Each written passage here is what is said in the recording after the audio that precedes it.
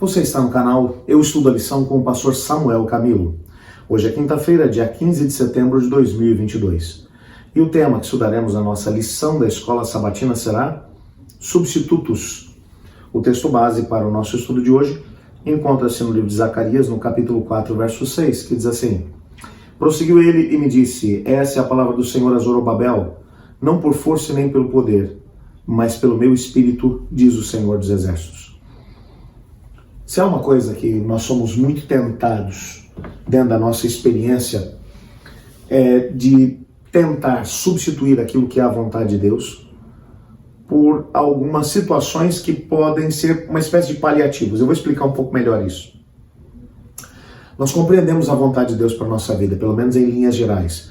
Quando nós buscamos a Deus, quando vamos até Ele, percebemos a linha que Ele gostaria que nós seguíssemos, a direção na qual Ele espera que a gente se coloque.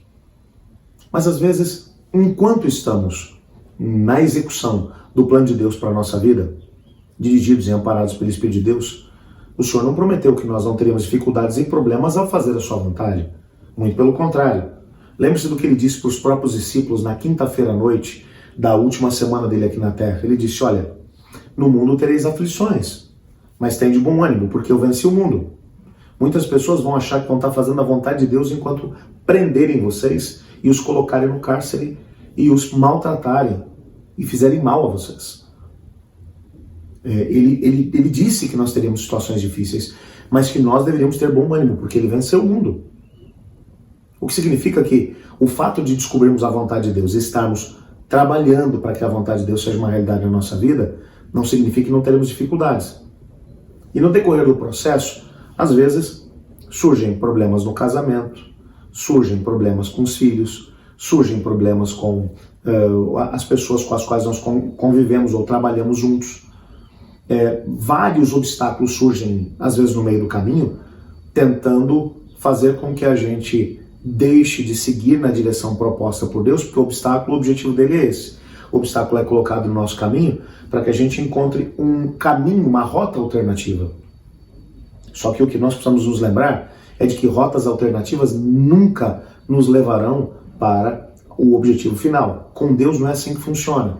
Se há um obstáculo, o obstáculo é problema do Senhor e não nosso. Ele prometeu que Ele estaria conosco e que nos ajudaria a transpormos todos os obstáculos que estivessem no meio do caminho, mesmo que eles fossem grandiosos. Nesse caso específico do texto que lemos hoje, o povo de Judá havia retornado para Jerusalém depois de 70 anos de cativeiro. Jerusalém era um amontoado de escombros. A colina de Ofel, aonde outrora havia sido construído o templo, também era um amontoado de escombros, de ervas daninhas, espinhos, cardos, abrolhos.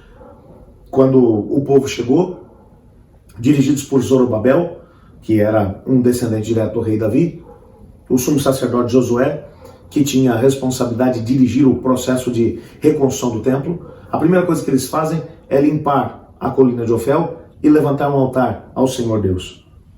Entretanto, pouco haviam feito mais do que isso, quando começa a oposição por parte dos inimigos à volta e o processo de reconstrução acaba sendo paralisado. Uma situação realmente complexa começa a ter lugar. Durante muitos anos, esse processo de paralisação faz com que a maior parte dos exilados que retornaram abandonem Jerusalém, voltem para suas vidas, nas suas fazendas. Até mesmo os levitas que haviam retornado, os sacerdotes levitas que haviam retornado para trabalhar no templo, voltam para fazendas, constroem fazendas e começam a trabalhar nelas. Não era aquela vontade de Deus. O Senhor Deus agora traz um recado para Josué, o sumo sacerdote, bem como para Zorobabel, que estava tendo que lidar com uma crise com os seus vizinhos que ali estavam. Ele vai dizer: a resolução desse problema não é por força e nem por poder, mas é pelo meu espírito. Assim diz o Senhor dos Exércitos. Eles não deveriam desistir, eles deveriam avançar, ainda que pela fé, e todos os obstáculos e problemas seriam ultrapassados. No cenário internacional, as coisas eram realmente complicadas. Eles tinham recebido autorização da parte de Ciro para retornar para Jerusalém e a reconstruir. Entretanto, Ciro vai para uma incursão e nessa incursão ele acaba morrendo. O seu filho Cambises acaba assumindo o trono no lugar dele. Cambises não tinha a mesma visão que o pai. Quando os samaritanos, bem como aquela coligação, Tobias, Sambalá, Gesem, eles se organizam e enviam uma carta para a capital Suzã, capital do Império da Pérsia, da Média da Pérsia, dizendo que era um erro dar autorização aos judeus para construírem um templo. A carta vai chegar na mão de Cambises, não mais na mão de Ciro. E Cambises vai dizer, parem tudo. Ou seja, o problema era realmente grave. Eles não tinham como enfrentar uma lei que havia sido colocada. Mas a mensagem do Senhor era clara. Não vai ser por força e poder, mas vai ser por meu espírito, diz o Senhor dos Exércitos. Enquanto isso, o Senhor Deus estava trabalhando. Algum tempo mais tarde, Dario vai assumir o poder. Dario é um indivíduo que vem porque tem muito mais jeito. Cambises começa a fragmentar o próprio império. E agora Dario o Grande, ele vem para tentar juntar aqueles que estavam dispersos. E era isso que estava acontecendo já, era o Espírito de Deus agindo no cenário internacional para favorecer o seu povo. Daniel estava lá na corte, ao lado de Dario, o que fez com que Dario desse autorização para que o processo de reconstrução continuasse. Então, quando você vai olhando para o todo, o Senhor Deus tem planos, tem propósitos. Não é desistindo ou buscando rotas alternativas para aquilo que é o plano original estabelecido pelo Senhor Deus, que nós vamos conseguir alcançar a vitória. O plano do Senhor Deus não experimenta nem atraso e nem adiantamento. Mas ao mesmo tempo, Deus espera que estejamos dispostos a dar passos de fé, movidos pelo Espírito, embasados na oração, embasados no estudo da palavra. Lembre-se que em todos os grandes momentos da história, quando Deus abre portas tremendas, é quando o seu povo age pela fé. Não me canso de olhar para a história de Moisés e o povo de Israel atravessando o Mar Vermelho. Tudo começou quando Moisés obedeceu a ordem do Senhor. Levanta um cajado e o mar se abre e o povo passa em seco.